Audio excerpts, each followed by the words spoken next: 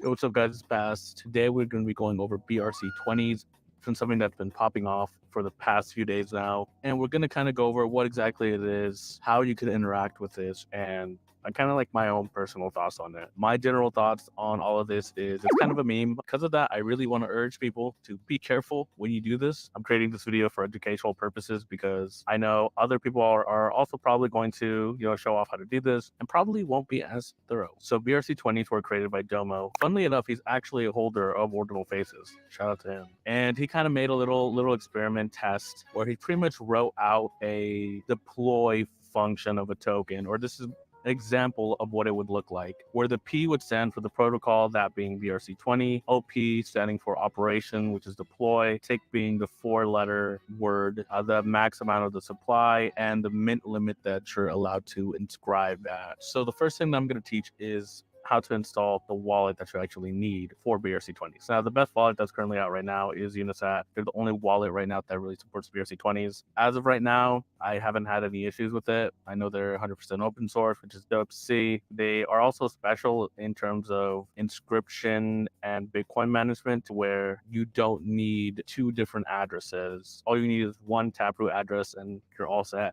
Yeah, you pretty much want to go to the unisat.io site. You want to download from Chrome. You could also download from their GitHub and set it up yourself. But in my case, I'm not really trying to complicate things. So what you would do is just create a new wallet. You would create a password for it, and then you'd be given your 12-word recovery phrase. After you write it down, you would hit that you saved it, hit continue, and then you'd be prompted with creating a new HC wallet. An HC wallet pretty much just means that it's a hierarchical deterministic wallet. Pretty much just lets you make infinite amounts of addresses. And in this case, it lets you choose different types of addresses, which is amazing. We don't really see this option with Hero Wallet or Extra Wallet. Not to like dig at them. I do wish there was a little bit more clarification for what would be the best for ordinals, which is obviously Taproot, just so like anybody who hops on, they could immediately tell, oh, like I need a Taproot wallet for inscriptions and stuff like that. And now you'll pretty much have your Taproot address account. Up here it shows the account that you have. You could create another one like this, name it whatever. If you click up here at the top right where it says HC wallet number 1, it also allows you to create multiple HC wallets, which is dope, always good to have. Here you'll have your balance. Here you'll have your singular address for both your inscriptions and your Bitcoin balance. And then here you get the option to receive,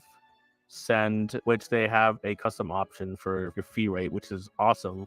Here you have your history as well. And then here is going to be the main important part. I'm going to go back onto my main account to kind of show it off. As you can see, I have a bunch of different BRC-20 inscriptions, but let's say I just wanted to separate it from BRCs because I also have a random inscription in here as well. So if I click on BRC, it gives us a much cleaner look for specifically BRC-20. So right below the tick name, you'll see that it says transferable, available, and then the balance. So when you inscribe a token, you're not actually able to automatically put it up on a marketplace or even transfer it to another account if you wanted to. What you actually have to do is create a transfer inscription. And pretty much what this would look like is something like this. Now, to create a transfer inscription, essentially you would want to inscribe this piece of text where we have the protocol, which is BRC-20, the operation, which is now transfer instead of mint or deploy like you would normally see, the tick name, which is ordi, and the amount that you actually want to have transferable. Now, once you created this, you'd go back to the BRC-20 section, and then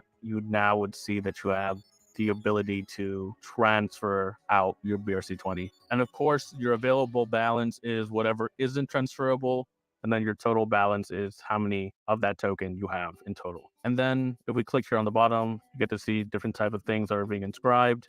On the next tab, you have the links to inscribe as well as marketplaces. And then finally, you have your settings option. Now, in your settings option, you actually have the ability to change the address type that you have. Could be pretty great if you want to keep things all on one account. And let's say you needed a SegWit address because you're receiving Bitcoin from Coinbase, for example, and Coinbase isn't able to send Bitcoin to Taproot addresses. You could just send your Bitcoin to the SegWit address, and then you could just send it to your main Taproot address. All right, and now if you want to learn how to inscribe things, the process is pretty simple. My best suggestion would be to go to the BRC-20 site and just look up any token, and then you'd be able to just mint directly from it, as opposed to going to the inscribe site and then, having to type it in here. I think it's just a lot easier to look it up, and then things are already kind of filled in for you. For this example, I'm going to be minting some face, which I did not deploy, by the way. So I'm just going to hit mint directly, and things are already kind of filled out. As you can see, the tick name is already filled out, as well as the max amount that we're allowed to inscribe. And at the bottom here, it lets you do multiple inscriptions or multiple mints, meaning that if I really wanted to, I could create 100 inscriptions right now. But for this, I'm just going to limit myself to doing 1 mint. I would hit next, and then it would show us an example of what this BRC-20 token would look like. As you can see, everything kind of checks out. We would hit next, and then here is the fun part. Assuming you're not already connected to the website, which the top right here will allow you to connect, what you're going to want to do is fill in your address. You are able to inscribe to any address that you want. There's not going to be as much support for BRC-20 as Unisat's wallet. So I really recommend, like I said, use Unisat's wallet if you want to mess around with this. Then I would hop on the mempool site. Notice that we have a high priority of 41 sats per VBytes, which is insane, by the way. Go back to the website, hit custom. I'm going to do 50, for example. I'm probably going to be paying like 30 cents more for this inscription, which I'm fine with. You know, it's not much, especially if you want to be first. All you need to know is at the bottom here, this inscription will cost 12,000 sats, which is only $3.45, which is great. So we'd submit and pay the invoice. And this is also another thing that's pretty cool with Unisat's site, is that they allow you to pay with the Unisat wallet, or you could pay all of these other coins if you really wanted to, or you could just straight up just pay with Bitcoin, just scanning the code or just sending Bitcoin to this address. For my example, I'm going to pay with Unisat. It's a lot easier to do that. I'm going to hit sign and send. Also, I should note, if you really want to be safe, you should probably double check everything before you just submit. So as you can see now, it is said we have completed it. Our fee rate is at 50 sats per VByte. And if we hit view transaction, it's going to take it to the blockstream, which I'm not personally a fan of. So I'm just going to paste it in here on mempool.space. Here we get to see how long the inscription is going to take. It should be at the next block, hopefully. A couple of minutes after it's minted, we should see it pop up here. And in fact, if we go to all, we could see an unconfirmed inscription being made, which is the exact one that we just submitted. Now, again, I want to warn everybody, please be careful with BRC-20s because these are ultimately just meme coins. Something that could be useful, having an overview of what exactly all of this means on the marketplace, right? Everything is denounced in sats, right? So pretty much what this 14,990 sats per ordi means is that for every one ordi token that there is, it is worth 14,990 sats, which is equal to $4.30. Down here, you can see the amount of ordi people are listing, as well as their asking price, which is $4.30 for this example. So this is right now is the lowest price for ordi, and this listing is pretty much for 200 ordi. It's going to come out to $859 because 200 ordi times $4.30 is roughly around $859. So now that my BRC-20 is minted, I would go to this tab. I would go to the BRC-20 tab, and then notice that I have 5 available face, which is dope. Now, let's say I wanted to have this be transferable so I could list it. I would simply just click on it, hit transfer, and then here it would tell me how much is actually available to transfer right now, which is 0 because I haven't done the inscription for it yet. And then it would allow me to inscribe. And then at the bottom here, which is what we're really looking for, is the inscribe button to create a transfer inscription. Then it'll ask us for an amount. Let's say I wanted to do 1. I could do 1. I could also do 2, 3, 4, up to 5, obviously, because that's the max I have. It really just depends on you. And then it allows you to set your custom fee rate, which I'm just going to set it at 50. And then once again, it's going to show us the preview of what our transfer inscription is going to look like, as well as the total amount that it's going to cost. After you make sure everything looks good, you just hit pay, and it'll give out a transaction ID number. For me, it just kind of got stuck, so it didn't really show up, but it'll pretty much be similar to how minting worked. So once your transfer inscription gets confirmed, you'll see that your transfer balance has changed, as well as your available balance. So now let's say you want to list your token. For this example, I can't do face because I have to wait 3 confirmations. So 3 blocks have to pass before I can actually list it. So for my example, I'm going to end up just choosing ordi because that's an easier thing to do. And right here, we'll see all of my available transfer inscriptions that I created. I would pick one of them and then hit list. As you can see, there has to be a minimum. So we would list 50 ordi. And for my example, I'm going to go to orders and just see what's been selling.